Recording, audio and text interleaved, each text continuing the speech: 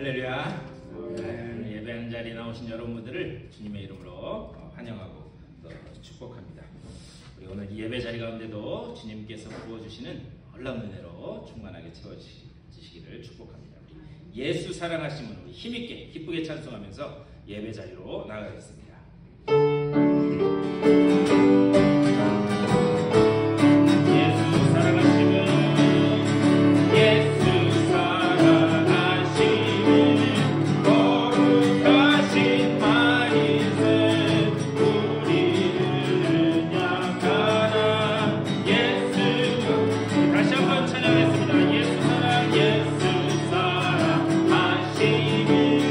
거룩하신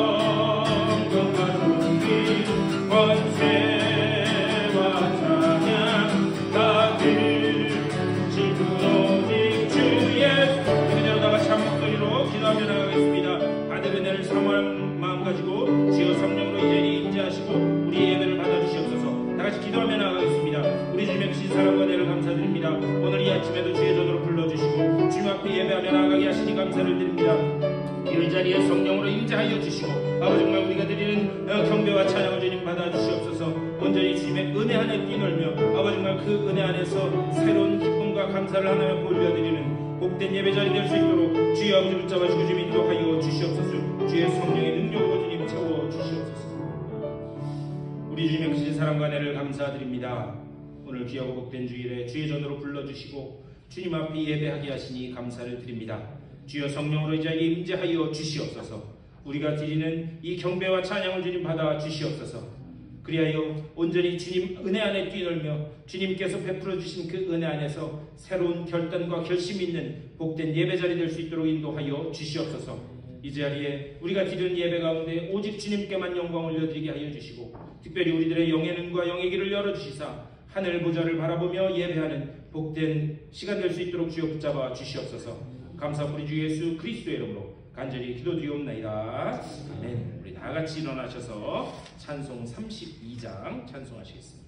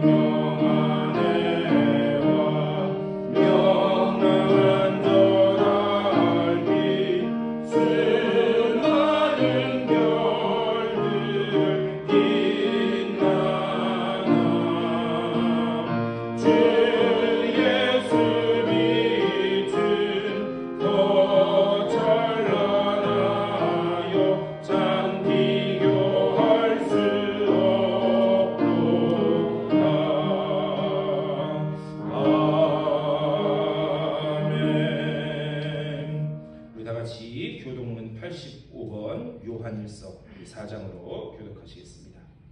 사랑하는 자들아, 우리가 서로 사랑하자. 사랑은 하나님께 속한 것이니 사랑하는 자가 하나님으로부터 나서 하나님 사랑하지 아니하는 자는 하나님을 알지 못하나니 이는 하나님은 사랑이시니라. 하나님의 사랑이 우리에게 이렇게 나타난 바 되었으니 하나님이 자기의 독생자를 세상에 보내심은 그로 말미암아 우리를 살리려 하시니라. 사랑은 여기 있으니 우리가 하나님을 사랑한 것이 아니요 하나님이 우리를 사랑하사 우리 죄를 속하기 위하여 화목제물로 그 아들을 보내셨으니라. 사랑하는 자들아 하나님이 이같이 우리를 사랑하셨은즉 우리도 서로 사랑하는 것이 나타났다. 어느 때나 하나님을 본 사람이 없으되 만일 우리가 서로 사랑하면 하나님이 우리 안에 거하시고 그의 사랑이 우리 안에 온전히 이루어지느니라. 아멘. 우리 사도신경으로 우리의 신앙을 고백하겠습니다. 전능하사 천지를 만드신 하나님 아버지를 내가 믿사오며 그 외아들 우리 주 예수 그리스도를 믿사오니 이는 성령으로 잉태하사 동정녀 마리아에게 낳으시고 본디오 빌라도에게 고난을 받으사 십자가에 못 박혀 죽으시고 장사한 지 사흘 만에 죽은 자 가운데서 다시 살아나시며 하늘에 오르사 전능하신 하나님 우편에 앉아 계시다가 저리로서 산자와 죽은 자를 심판하러 오시리라. 성령을 믿사오며 거룩한 공예와 성도가 서로 교통하는 것과 죄를 사하여 주시는 것과 몸이 다시 사는 것과 영원히 사는 것을 믿사옵나이다. 아멘.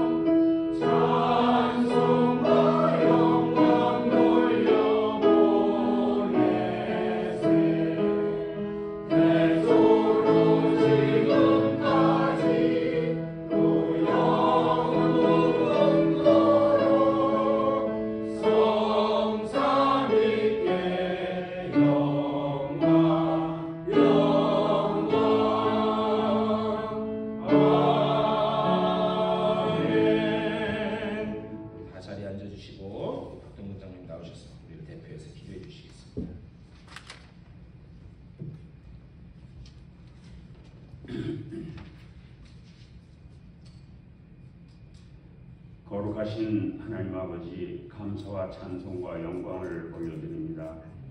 지난 한 주간도 하나님의 은혜 안에서 살게 하시고 이 거룩한 주님의 날에 주님 앞에 나와 경배를 드립니다. 우리의 예배를 받아 주시옵소서. 하나님의 말씀을 묵상하며 순종하는 성도의 삶을 살아야 할 우리들의 삶을 돌아보며 회개합니다. 우리의 연약함을 불쌍히 보시고 용서하여 주시옵소서.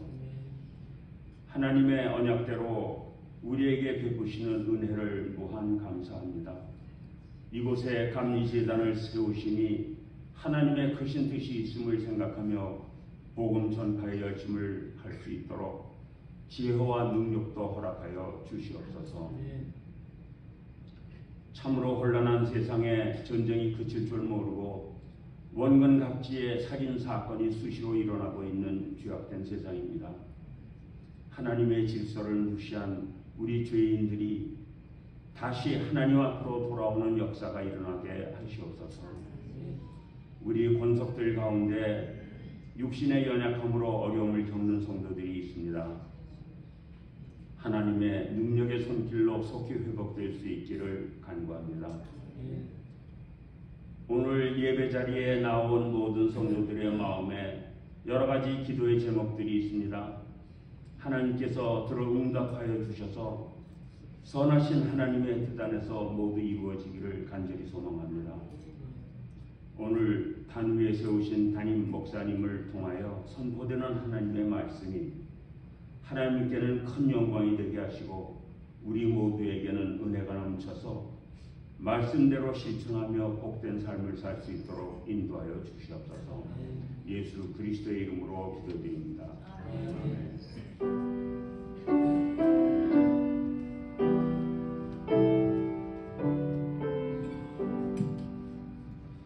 우리 찬송 한 장 더 하시겠습니다. 486장 우리 다 같이 찬송하겠습니다.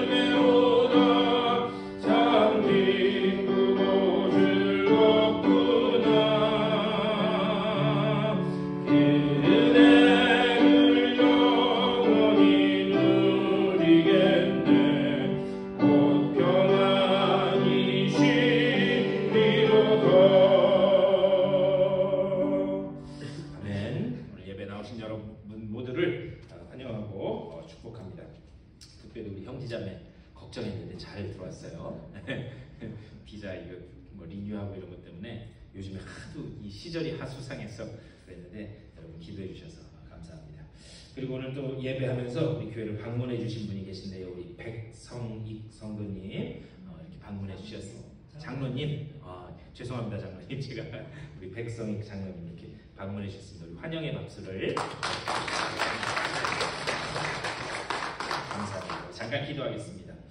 우리 주님의 은혜를 감사드립니다. 오늘 주님 앞에 예배하면서 주님께서 특별히 사랑하시고 일평생 존귀하게 사용하신 우리 백장로님 이곳에 불러주셔서 같이 또 예배하게 하시니 감사를 드립니다.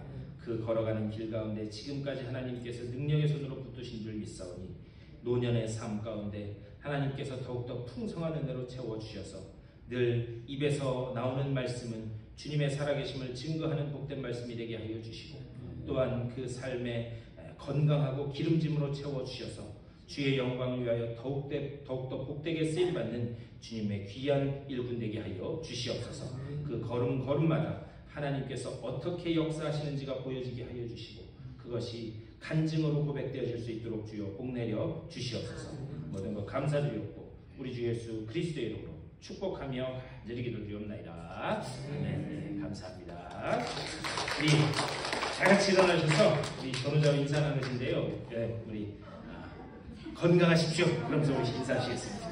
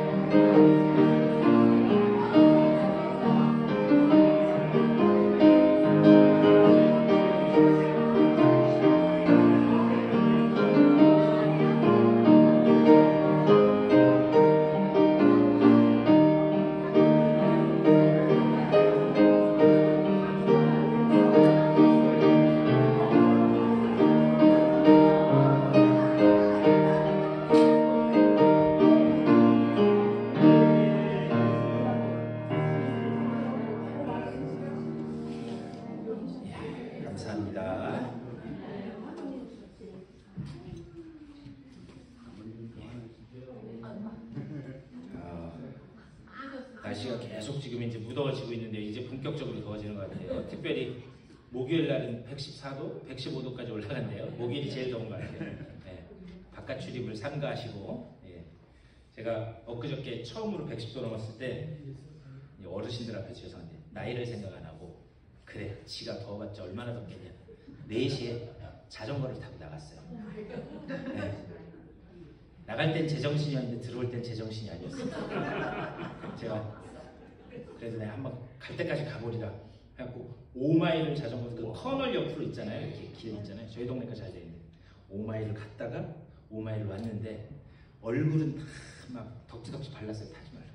근데 제가 까먹은 게 이 머리에서 먼 데를 다리를 안 발라가지고 다리가 홀라당 타가지고 그래서 제가 다시는 그런 일 안 하리라 그랬는데 뜨거울 땐 나가시면 안 되겠어요. 장도 보시러 가시면 안 되겠어요.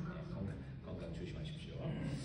오늘 친교 후에 친교실 그 옆에서 우리 재단 이사회 첫 번째 모임이 있습니다. 여기 주보에 나와 있는데요.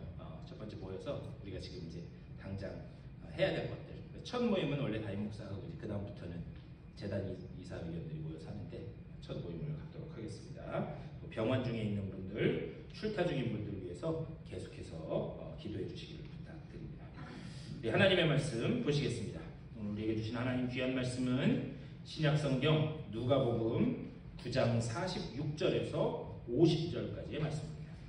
누가복음 9장 46절에서 50절까지의 말씀. 우리 5절밖에 되지 않으니까 우리 다 같이 한 목소리로 받들어 읽겠습니다. 시작. 제자 중에서 누가 크냐 하는 변론이 일어나니 예수께서 그 마음에 변론하는 것을 아시고 어린아이 하나를 데려다가 자기 곁에 세우시고 그들에게 이르시되 누구든지 내 이름으로 이런 어린아이를 영접하면 곧 나를 영접하며 또 누구든지 나를 영접하면 곧 나를 보내신 이를 영접함이라. 너희 모든 사람 중에 가장 작은 그가 큰 자니라. 요한이 여짜오되 주여 어떤 사람이 주의 이름으로 귀신을 내쫓는 것을 우리가 보고 우리와 함께 따르지 아니하므로 금하였나이다. 예수께서 이르시되 금하지 말라. 너희를 반대하지 않는 자는 너희를 위하는 자니라 하시니라. 아멘. 오늘 말씀 가지고 또 말씀 나누도록 하겠습니다. 우리 주님이 주시는 놀라운 은혜가 여러분의 일평생에 걸어가는 삶 가운데 또 가정과 하시는 모든 일들 가운데 함께 하시기를 간절히 축원합니다. 우리 여러분 지난주 말씀 기억나세요? 네? 요즘에 더워가지고 예, 뭐 어제 뭘 했는지도 기억 안 나는데 예. 지난주 말씀 혹시 기억나시나요? 네.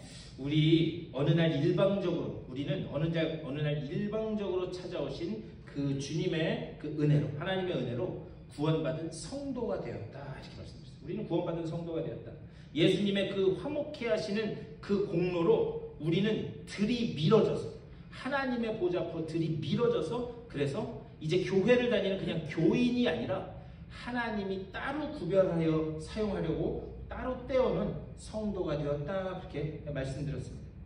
그래서요 우리가 하나님 앞에 따로 떼어놓는 성도로 부르심을 받아서 이제는 어떤 존재가 되었는가? 함부로 당신은 함부로 왕 앞에 나갈 수 없는데 은혜의 보좌 앞에 담대히 나아갈 수 있는 존재가 되었다 이렇게 말씀을 드렸어요. 이제 우리가 이렇게 성도가 되었기 때문에 이제 우리가 할 일은 무엇인가? 이제 우리가 할 일은 누리기만 하면 되는 줄 믿습니다. 네, 우리 이제 누리기만 하면 되는 거예요. 뭐냐? 하나님의 풍성함, 하나님의 은혜 그것을 누리기만 하면 된다. 그렇다면 과연 어떤 삶이 그 은혜를 누리는 삶인가? 또 하나님이 어떤 삶을 사는 것을 우리들에게 원하시고 그것이 성도의 삶인가? 그것에 대해서 말씀을 나눴습니다. 오늘은 그 두 번째 시간으로 하나님은 우리가 어떤 성도로 그러면 자라나길 원하십니까? 어느 날 일방적인 은혜로 찾아오셔서 성도가 되게 하셨다면 그 성도에서 이제 우리가 어떻게 자라나가기를 원하시는가? 그것을 한번 말씀을 나눴으면 좋겠습니다. 이 인생을 살면서요. 주변 사람들과 좋은 관계를 유지하는 여러 가지 방법이 있을 수 있어요. 여러 가지 방법이 있을 수 있는데 제가 생각하기에는 그 중에 공감하는 능력, 이 공감 능력이 주변 사람들과 좋은 관계를 유지하기 위한 아주 중요한 요소 중에 하나가 아닌가 싶습니다. 공감한다는 건 뭐냐? 그 사람이 어떤 어려움을 겪고 있을 때 그것에 대해서 같이 마음 아파하고 그 사람 입장에서 그 사람의 상황을 이해해주는 그런 공감 능력이 이게 주변 사람들과 좋은 관계를 유지하기 위한 그런 좋은 요소가 아닌가. 제가 예전에요 그 정하가 그 이제 한 번은 찬 물을 이렇게 컵에 따라서 이렇게 마시고 있다가 물을 마시다 말고 뭐 다른 게 생각났나 봐요. 물컵을 바닥에 내려놓고 2층 지방으로 막 올라갔어요. 그래서 2층 지방에 가서 뭘 다 끝냈는지 내려오다가 아니나 다를까 어떻게 했겠어요? 발로 툭 찼어요 컵을. 그러니 거기 물이 그 반 컵 정도 있었는데 그게 바닥에 탁 쓰러지면서 물이 바닥에 쫙 흘렀습니다. 그걸 딱 보자마자 저도 모르게 제 입에서 나온 이야기가 뭐냐? 너 그럴 줄 알았다. 네. 여러분들 그런 경험 있으시죠? 네. 너 그럴 줄 알았다. 그런데 그 정하의 대답이 충격적이었어요. 아니 그럴 줄 알았으면 진작에 얘기를 해줬었어요. 논리적이죠? 그럴 줄 알았으면 진작에 컵을 치우든 조심해라라든 얘기를 했었어야 되는데 아니 아빠 진작에 그럴 줄 알았으면 저한테 말씀을 하셨어야죠. 그런데 컵이 넘어지면서 저희 바닥이 타일이라 넘어지면서 컵에 금이 크랙이 착 갔어요. 네. 그러면서 그 말이 더 충격적이었어요. 그 충격적인 말이 무엇이었는가? 아니 아빠, 컵에 이렇게 금이가 쓰면 너 안 다쳤냐? 이걸 먼저 물어봐야지. 네? 아, 제가 그 말을 듣고 제가 충격을 받았어요. 그러면서 제가 생각한 게 내가 공감 능력이 부족하구나. 네. 근데 제가 이 말씀을 드리는 이유가 있습니다. 이 말씀을 드리는 이유는 뭔가, 우리 주님께서, 우리 예수님이 그 제자들 그리고 예수님을 따르던 무리들, 그들에게 했던 가장 최고의 능력이 무엇이었는가? 공감이었다라고 하는 그런 사실입니다. 예수님은 항상 그 사람에 대한 태도가 공감하는 그런 태도였어요. 그렇기 때문에요, 우리도 예수님의 제자가 되었다면 저는요, 가장 신앙적인 것이 가장 인간적인 것이다, 이렇게 말씀드렸어요. 이런 명언은 어디 주고 한 귀퉁이에 좀 써놔야 돼요. 네? 가장 신앙적인 것이 가장 인간적인 것이다. 왜 그러냐? 우리는요, 흔히 우리 주변에서 그런 분들을 종종 봐요. 신앙이 좋다고 그래요. 신앙이 좋다고 하는데 무서워. 네. 눈에 막 뭐가, 이렇게 말씀드리면 안 되는데 뭐가 씌인 것 같아. 네. 사람이 무섭고 뭔가 좀 이상해. 그런 분들을, 신앙 좋다고 하면서도 그런 분들을 종종 볼 수 있기 때문이다, 이렇게 말씀드렸어요. 이것은 참 성도의 삶이 아니다, 이렇게 말씀드릴 수 있습니다. 오늘 우리가 읽은 말씀은 성도로서 우리가 어떤 모습을 향해 나아가야 하는가, 그것을 잘 말씀하고 있습니다. 오늘 우리가 읽은 말씀은 제자들 사이에서 누가 크냐, 거기에 대해서 논쟁이 벌어졌다라고 하는 거예요. 그 다음에 그 논쟁을 보신 주님께서 어린아이를 하나를 옆에 세우시고 무언가 메시지를 전하셨다라고 하는 이 두 가지 이야기로 구성되어 있습니다. 그런데 이 누가복음은요, 항상 누가복음을 읽을 때는 뭘 염두에 둬야 되냐면, 누가는 어떤 사람이었냐면 아주 논리적으로 글을 쓰는 역사학자였어요. 역사학자. 그래서 사도행전을 누가 썼죠? 이렇게까지 사도행전을 누가 썼어요? 네, 누가가 썼으니까 제가 말씀드리겠죠. 네. 그 신약 성경의 역사를 기록하고 있는 사도행전을 누가가 기록했어요. 그런 것처럼 누가는 역사적인 관점으로 무언가를 이렇게 보는 그 눈이, 그런 달란트가 있습니다. 그래서 누가복음을 읽을 때는 항상 어떻게 읽어야 되느냐? 앞에 벌어진 사건과 뒤에 벌어질 사건, 그 사건들을 잘 연결해서 봐야 돼요. 그러니까 어떤 한 이야기가 그냥 갑자기 뚝 떨어진 게 아니라 앞에 사건과 연결해서 지금 이것을 말씀하는 거고, 뒤에 벌어질 사건과 연결해서 지금 이거를 말씀하신다 라는 것을 염두에 두고 누가복음을 읽어야 됩니다. 이런 점에서 오늘 우리가 읽은 이 말씀은 이 앞에 나와 있는 9장 28절부터 나와 있는 변화산 사건과 연결해서 이 말씀을 읽어야, 그래야 우리가 바로 이해할 수 있습니다. 예수님께서 산에 올라가셔서 거기서 아주 영광스러운 모습으로 변모를 하세요. 그런데 그때 제자들 몇 명이 따라갔는 줄 아세요? 그때 제자들 몇 명이 따라갔어요? 3명. 제자들 3명만 예수님을 따라갔습니다. 그리고 그 3명의 제자들은 산 위에서 예수님이 아주 영광스러운 모습으로 변화되는 그 모습을 목격했습니다. 그리고 그 모습을 목격한 후에 아마 그들은 산에 내려와서 예수님과 같이 산에 따라 올라가지 못한 다른 제자들에게도 그 이야기를 얘기했을 거예요. 12명 중에서 오직 3명만 이 사건을 목격할 수 있었다라고 하는 그런 사실입니다. 그렇다면 다른 9명, 예수님의 그 놀라운 사건을 경험하지 못한 다른 9명, 그 사이에서 누가 크냐라고 하는 논쟁이 자연스럽게 일어날 수밖에 없었다라는 사실이에요. 무슨 얘기냐? 예를 들면 여러분이 예수님의 12제자 중에 한 명이에요. 예수님의 12제자 중에 한 명인데 어느 날 선생님이 딱 오셔서, 야, 너 나랑 가자. 그리고 그 3명만 딱 픽업해가지고 산에 올라가셔서 그 영광스러운 모습을 쫙 보여주셨어요. 그렇다면 나머지 9명의 입장에서 어떤 생각이 들 것 같으세요? 여러분 한번 생각해보세요. 나머지 9명의 입장에서 어떤 생각이 들었을까? 상대적으로 박탈감이 들었을 겁니다. 아니, 저 3사람만 데리고 가시더니 저 3사람에게만 그 모습을 보여주셔? 상대적인 박탈감이 생길 수밖에 없었다. 그래서 자연스럽게 발생한 질문이 뭐냐? 누가 크냐? 이 질문이 나올 수밖에 없었다라고 하는 그런 이야기입니다. 근데 문제는 이제부터 시작되는 거예요. 그 영광스러운 사건 뒤에 예수님이 처음으로 하시는 말씀이 뭐냐? 44절의 말씀, 9장 44절. 이 말을 너희 귀에 담아두라. 인자가 장차 사람들의 손에 넘겨지리라 하시되. 이제 드디어 예수님께서 제자들에게 당신께서 십자가에 달려서 죽을 것, 그것을 이제 본격적으로 말씀을 하세요. 그리고 나서 이 말씀을 마치신 후에 이제 누가복음 전체를 보면은요, 이 9장 이후는 마지막 절까지 무엇을 이야기하는가? 십자가에 달려 돌아가시기 위해서 예루살렘을 향해서 가시는 그 여정의 기록이 쫙 계속돼서 기록되어 있습니다. 그러니까 오늘 이 이야기는 뭐냐? 예루살렘으로 죽으러 가시는 그 여정 속에서 생성된 이야기다라는 것을 머리에 기억해야 됩니다.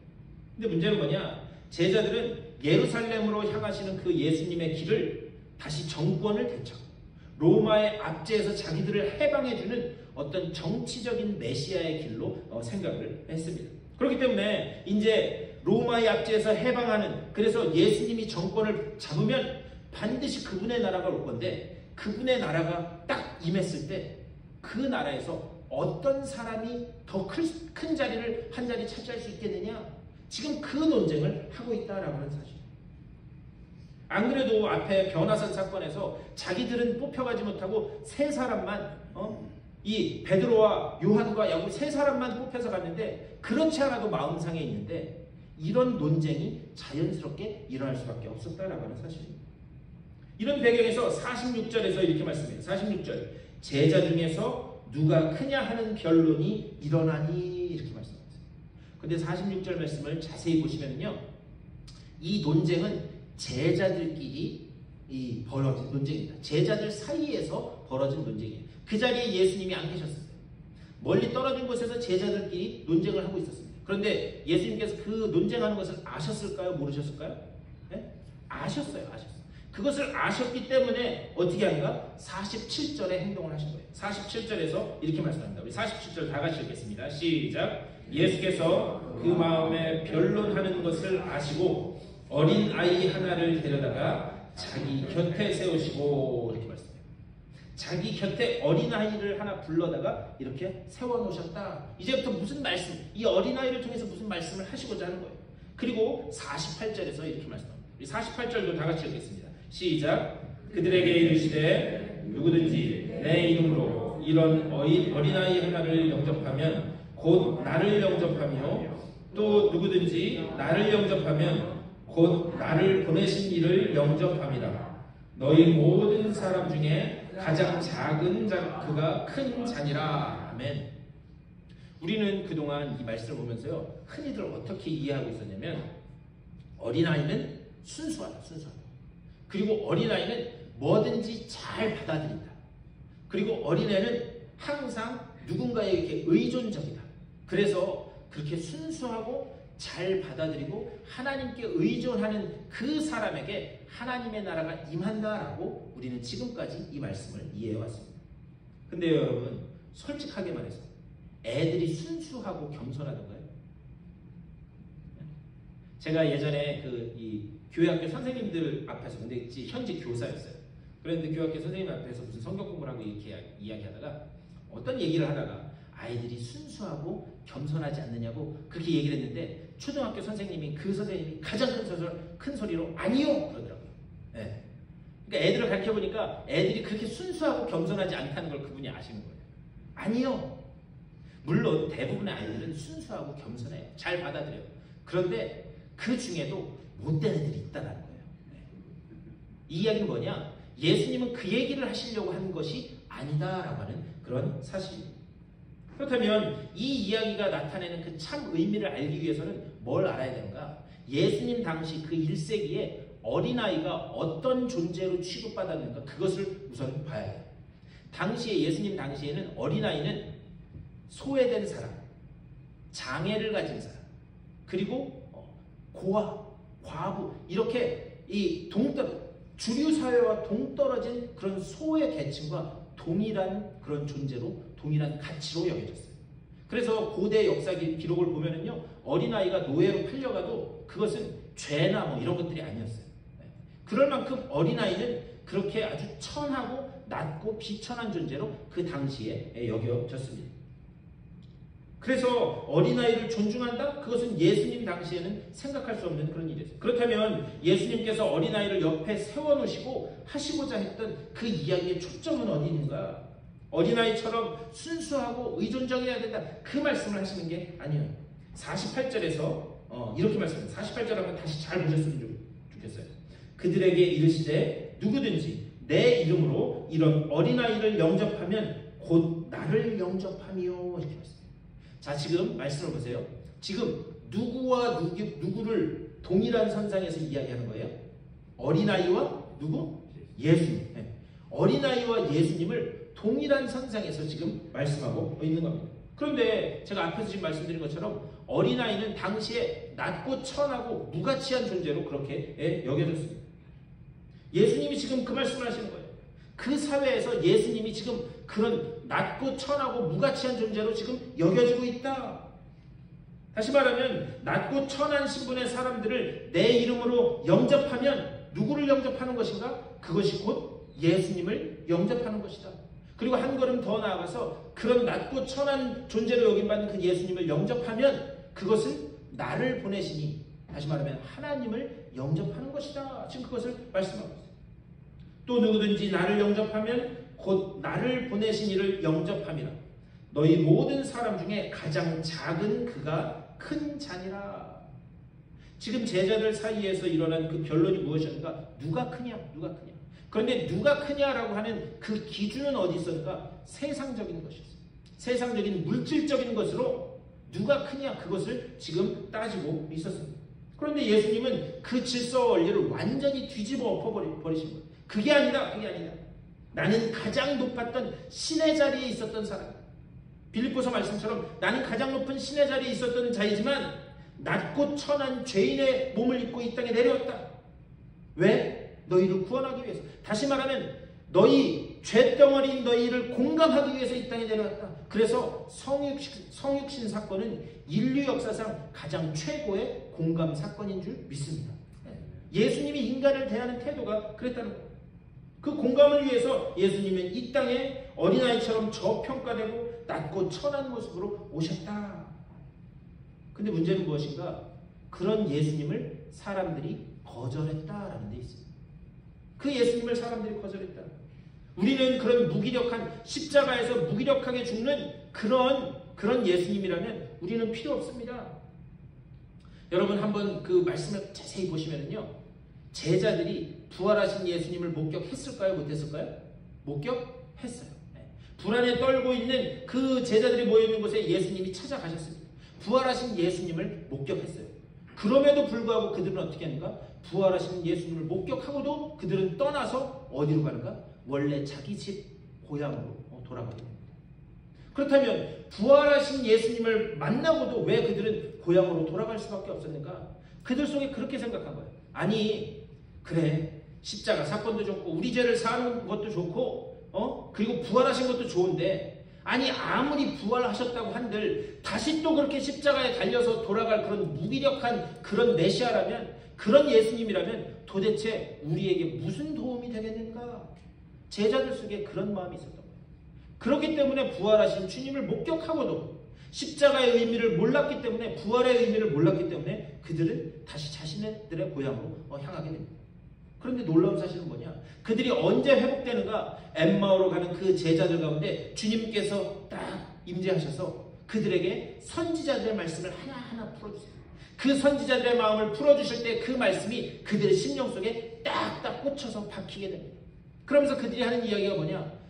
그 말씀을 풀어주실 때에 우리의 마음이 뜨겁지 아니했느냐? 그 말씀이 풀어지자, 하나님의 말씀이 풀어지자 십자가의 의미도 부활의 의미도 그들이 깨닫게 됩니다. 그리고 그들의 삶이 완전히 천지개벽되는 놀라운 변화의 사건으로 그들을 이끌어간다라는 것을 우리는 하나님의 말씀을 통해서 볼 수 있습니다. 오늘 본문의 제자들은 바로 이 차원에서 예수님을 이해했던 거예요. 그래서 예수님이 말씀하신 거예요. 뭐냐? 나를 영접해야 된다. 왜? 내가 낮고 비천한 어린아이의 모습으로 이 땅에 온 이유는 예루살렘으로 죽으러 가야 하기 때문에, 예루살렘에 가서 십자가에 달려야지만 너희의 죄악을 끊어내고 영원한 천국 백성으로 하나님의 구원받은 자녀로 만들 수 있기 때문에 나를 영접해야 된다. 지금 예수님은 그 차원에서 이 어린아이의 이야기를 말씀하고 계십니다. 그런데 주님께서 이 말씀을 하신 후에 이상한 이야기가 등장해요. 그게 49절의 말씀입니다. 우리 49절 한번 다 같이 읽겠습니다. 시작. 요한이 여짜오되 주여 어떤 사람이 주의 이름으로 귀신을 내쫓는 것을 우리가 보고 우리와 함께 따르지 아니함으로 금하였나이다. 아멘. 이게 무슨 말이냐? 요한이 한 말이에요. 이런 뜻이에요. 예수님, 제가 이렇게 오다가 선생님 오다가 어떤 사람을 봤는데 그 사람이 귀신도 쫓아내고 막 능력도 행하는 그 모습을 봤습니다. 어떤 사람이 그렇게 하는 걸 봤습니다. 자, 이렇게 얘기하는 것을 봐서 그 귀신을 쫓아낸 어떤 사람은 예수님의 12명의 제자들 속에 들어온 사람일까요? 못 들어온 사람일까요? 예? 그렇죠. 못 들어온 사람이니까 어떤 사람이라고 그렇게 얘기하는 거예요. 그래서 이 사람이 아무리 귀신을 쫓아내고 예수님의 이름으로 귀신을 쫓아내고 능력을 행하고 그런 것을 할지라도 제자들이 못하게 그 사람을 막은 거예요. 왜? 그 사람은 어떤 사람이냐? 우리 제자 그룹에 들어온 사람도 아니고 예수님으로부터 직접 말씀을 듣고 가르침을 받은 사람도 아니기 때문에 그것을 못하게 한 거예요. 여기에 얼마나 큰 아이러니가 있는지 몰라요. 아니, 귀신을 쫓아내요. 제자들은 귀신을 쫓아냈나요? 못 쫓아냈나요? 제가 무슨 말씀 드리는지 아시겠죠? 예수님의 제자들은 귀신들을 쫓아냈어요? 못 쫓아냈어요? 못 쫓아냈어요. 못 쫓아냈어요. 네. 그런데 귀신도 못 쫓아내고 능력도 행하지 못한 제자들이 능력을 행하고 귀신을 쫓아내는 그 사람을 어떻게 했어요? 못하게 막은 거예요. 못하게. 이게 얼마나 아이러니인가.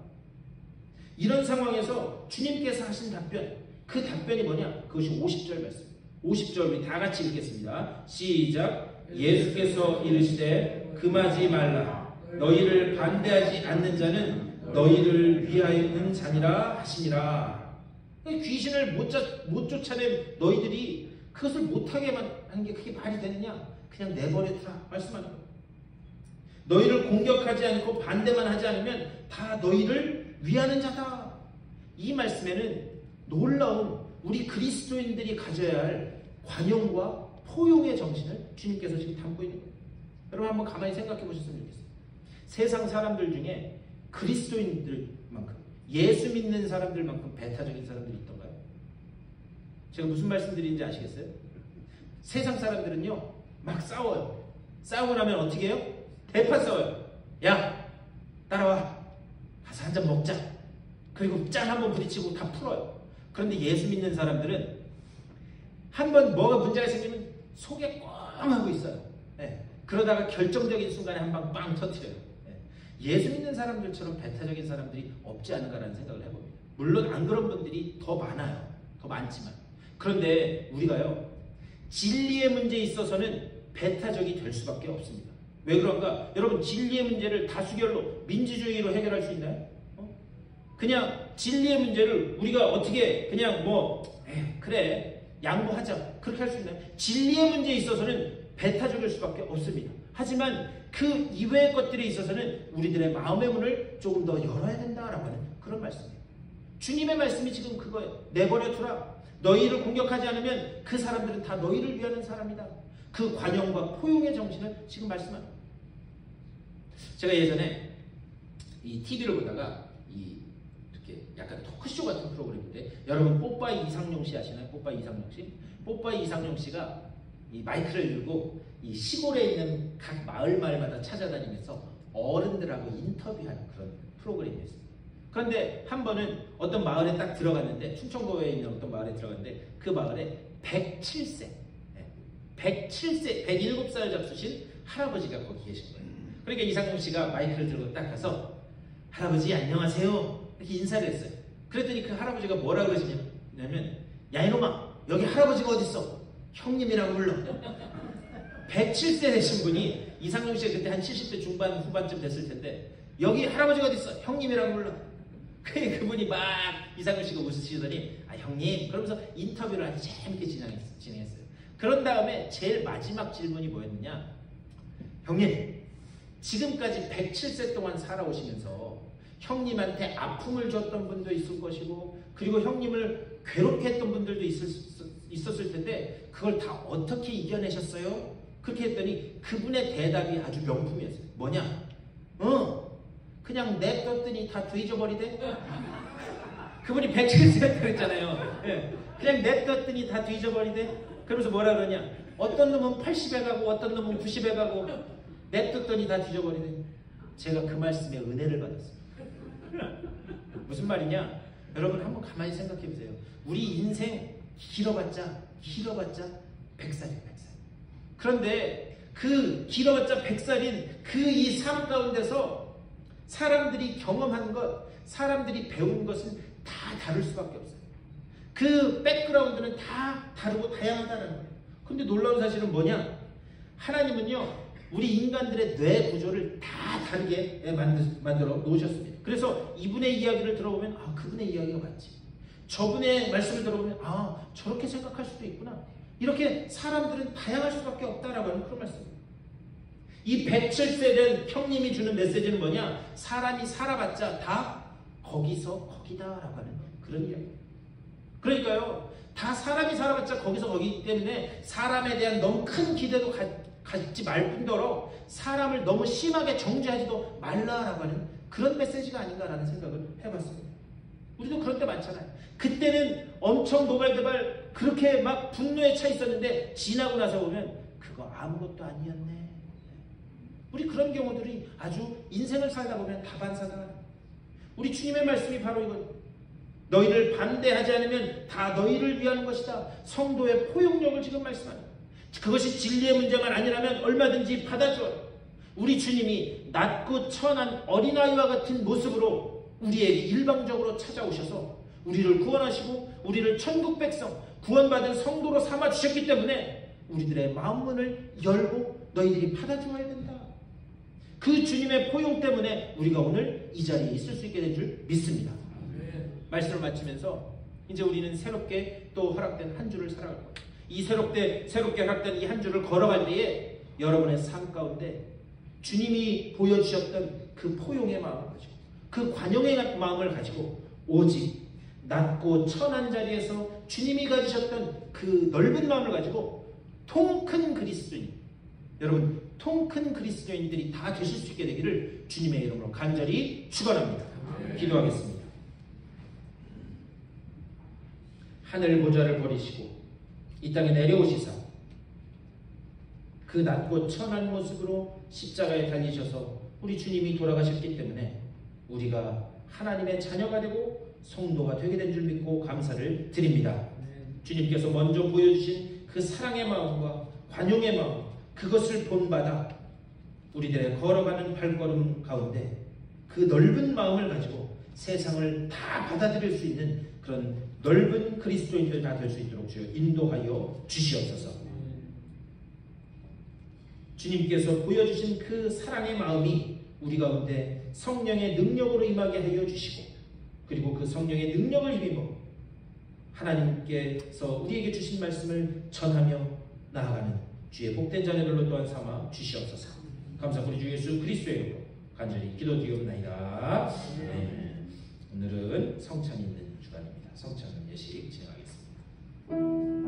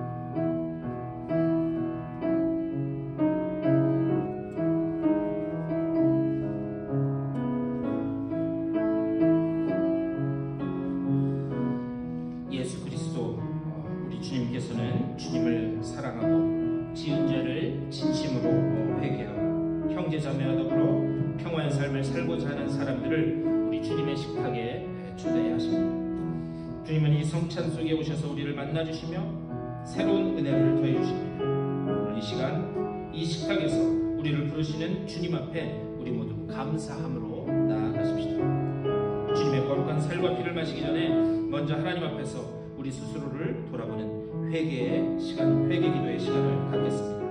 다 같이 조용한 마음으로 기도하겠습니다. 주님, 주의 말씀대로 살지 못해 주의 말씀을 주시옵소서.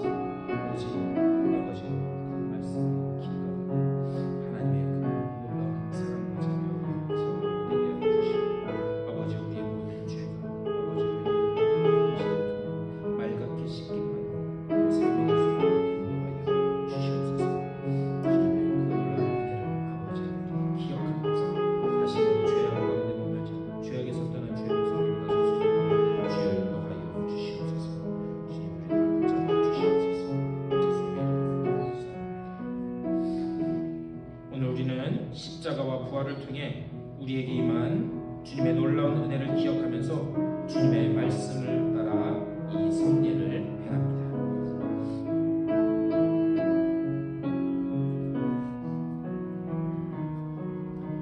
우리 주님께서 잡히시기 전날 밤 식사하신 후에 떡을 들어 축사하신 후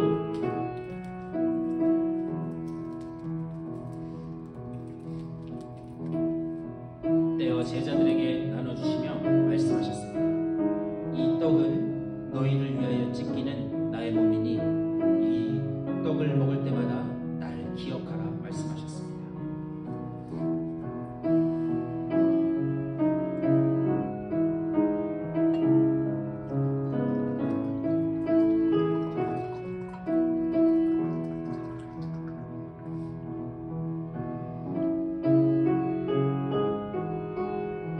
또한 같은 방법으로 식사하신 후에 잔을 들어 축사하시고 제자들에게 주며 말씀하셨습니다. 이 잔은 너희를 위하여 흘리는 나의 언약의 피니 이 잔을 마실 때마다 나를 기억하라 말씀하셨습니다. 그러므로 이 주님의 몸과 피를 먹고 마실 때마다 주님께서 우리에게 베풀어 주신 그 놀라운 은혜를 기억하시는 여러분 되시기를 축복합니다. 다 같이 기도하겠습니다. 은혜의 성령님, 우리가 나누는 이 빵과 잔 위에 함께 하셔서 주님의 은혜를 새롭게 체험하는 도구가 되게 하여 주시옵소서.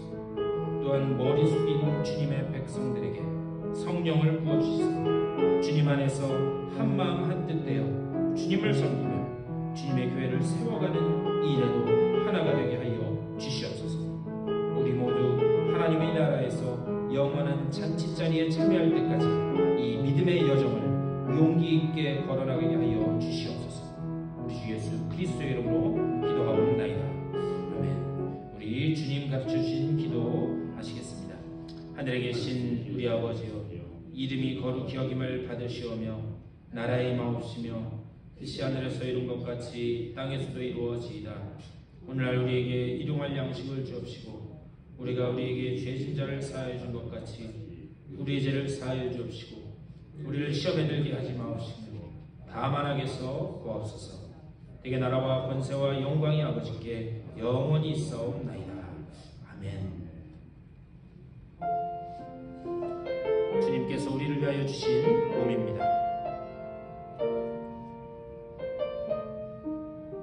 주님께서 우리를 위하여 흘리신 보혈의 피입니다.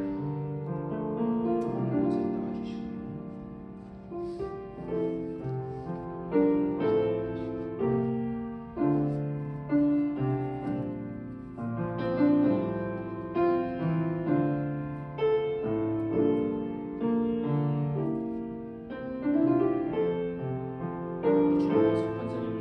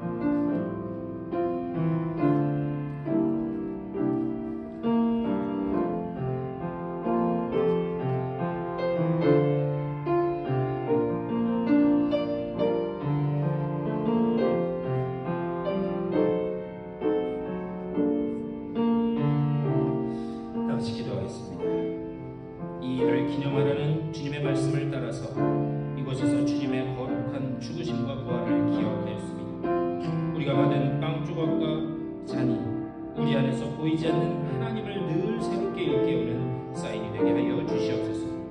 밝아오는 이 한 달 주님 안에서 주님과 함께 용기 있게 걸어가게 하여 주시옵소서. 감사합니다. 우리 주 예수 그리스도의 이름으로 기도하옵나이다.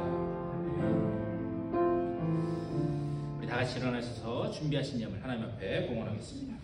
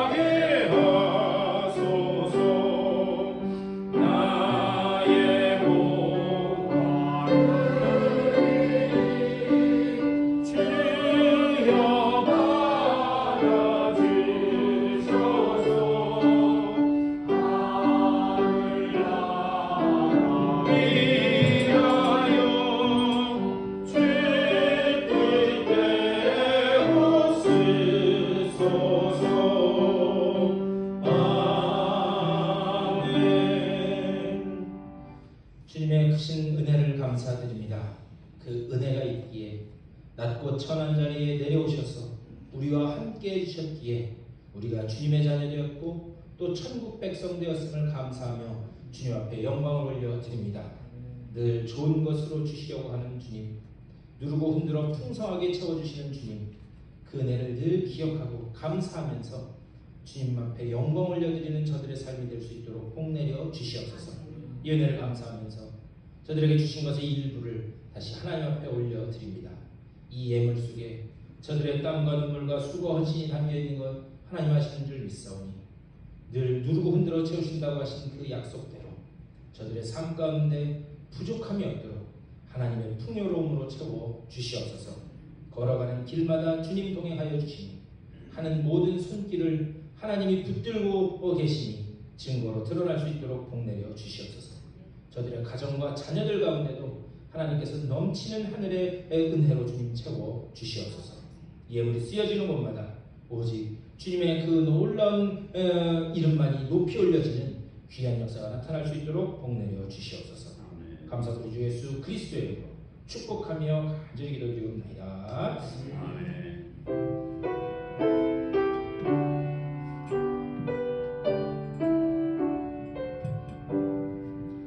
우리 일어서신 채로 520장 힘있게 찬송하시고 축도로 예배 마치겠습니다.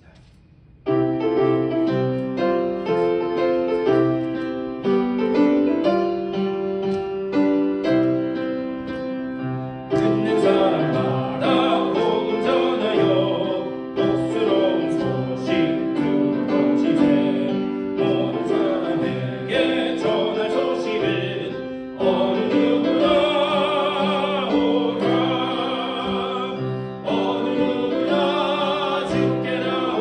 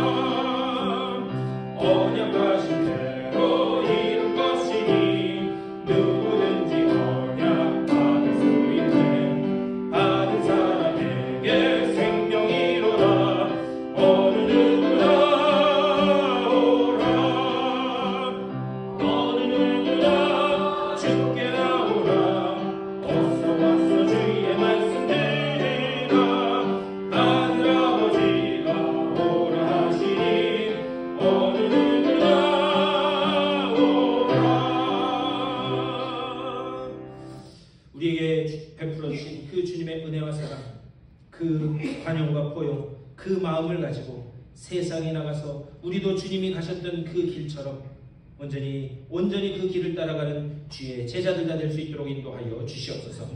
이 일을 위하여 하늘 보좌를 버리시고 이 땅에 내려오셔서 십자가에 달려 죽으심으로 우리를 천국 백성 삼으신 줄 믿사오니 이제는 우리가 그 주님의 뒤를 따라가며 그 사랑을 전하는 주의 일꾼들 되게 하여 주시고 그 가운데 하나님이 우리를 얼마나 사랑하시는지 예수 그리스도의 그 은혜가 얼마나 크고 놀라운지를 주변에게 전하고 내 자신도 배우고 늘 깨닫는 주의 복된 백성들 다 되게 하여 주시옵소서.